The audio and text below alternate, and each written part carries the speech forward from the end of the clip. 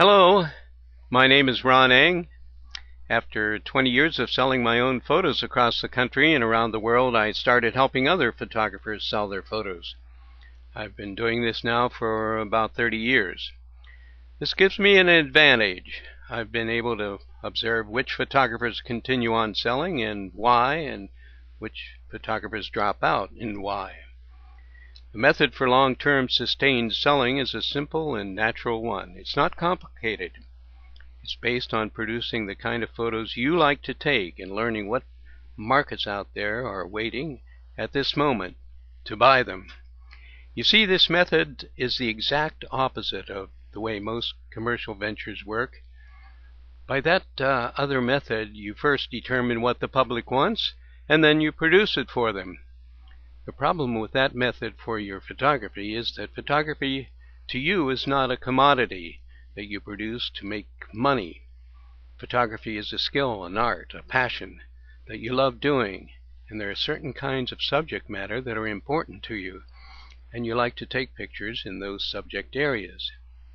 It may be bicycle racing, skydiving, polluted lakes and rivers, disadvantaged people, childhood education, grassroots politics, gardening for seniors, snowboarding. You see, there are about 3,500 subject areas you could be involved in, and that works beautifully.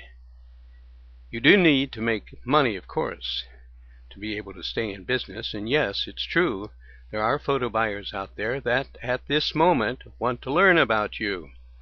Why? Because your knowledge and expertise in one of your specialty areas matches their need. You're just who they're looking for, and your photos are what they need. They may operate out of Alabama or Singapore or out of Ireland or Montana. Beyond your photography skills, you have experience and knowledge in a subject area that most other photographers that come to them don't have. Buyers don't want to have to train any photographer. They'd rather work with someone who already knows their subject. And where do you find these photo buyers for your particular specialty areas? Here's a step in the right direction. Go to a large magazine rack in an airport or a store like a Walmart that features books and magazines. Do you gravitate to a certain magazine section of the rack, or even subscribe to one of those or two of those publications? You're already halfway there. It's this kind of magazine or book publishing house or product manufacturing firm that needs the kind of photos you're able to produce. Because your expertise and extensive coverage in that focus area matches the focus area of their publishing venture and interest of their reading or viewing audience, you'll be welcomed with open arms. This is a lot different than the way you, understandably, were trying to sell your photos, taking beautiful photos of surroundings and then trying to sell them to calendar companies or postcard companies, where one sale a year was not unusual. You see, all publishing companies specialize. They don't change the theme of their focus. It remains the same. The personnel, the workers there at the publishing house or manufacturer, may come and go from time to time, but the theme of the company stays the same. This means if you get your foot in the door, you could remain with that particular company for a lifetime. And it also means that if you find 2 or 10 or 20 such companies, you can stay producing for them for a lifetime. Many of these companies have a photography budget of $10,000, $50,000, $100,000 a month. That's a month, not a year. There's no need for you to plug away selling photos by the method of finding what the public wants and having that dictate the kind of photos you take. That marketing approach works in the manufacturing world, but you don't need to follow it, even though many famous business schools will suggest it. Too many photographers suffer burnout when they trap themselves into taking pictures that don't match their real interest area. So, stay away from that approach to stock photography. You can be highly successful taking just the pictures you love to take. The key is building a market list of buyers who want and need exactly those kind of pictures. And the internet now allows you the buying traffic to come to you, not you going to them. Finding such photo buyers entails more than examining the publications on a public magazine rack. Thanks to the internet, you can have a market list tomorrow.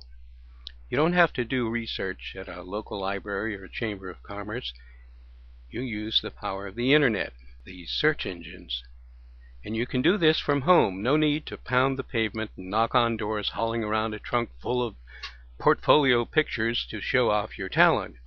All you need is a computer and a search engine. I'll explain that method you will use in a minute. By the way, when you engage in this market approach, you will discover that talent is not as important as knowledge. Take a look at the pictures in the magazine racks. Flip through the pages. Are each of the pictures of blue ribbon quality, prize winners? No, that's not the criteria the editors are looking for. They know their readers of these magazines, books, and print products want pictures that satisfy their desire for accurate information and illustration about the subject matter. Technical and artistic merit comes second. Of course, when you can combine knowledge, technical, and artistic value in each of your photos, you're bound to go to the head of the line in the editor's list of preferred photographers. So where do you go from here? First of all, thank you for signing up for my e-course on marketing your photos. As we move along each installment, you'll be able to jump in almost immediately and begin marketing your photos. And the nice thing about an e-course like this is you can go back and replay previous information that you need to repeat. Like the puzzle that might have been unclear in the beginning, you find that as we move along, new ways of selling your photos that you never thought of before possible now become clear. In this course, you'll learn from others who are already using these various methods. Some of the voices you'll hear are new to the field of stock photography. Others are veterans of many years but have adapted options offered by the internet. And others are from the other side of the desk, photo editors and photo researchers who invite you to see their perspective and how they make their picture buying decisions. On this first installment, I jump right in and show you how the internet can be an important tool for you in finding the right markets for your specific work. If parts of this process sound advanced to you, remember that as you move through the course, you can refer back to this initial installment for refreshers.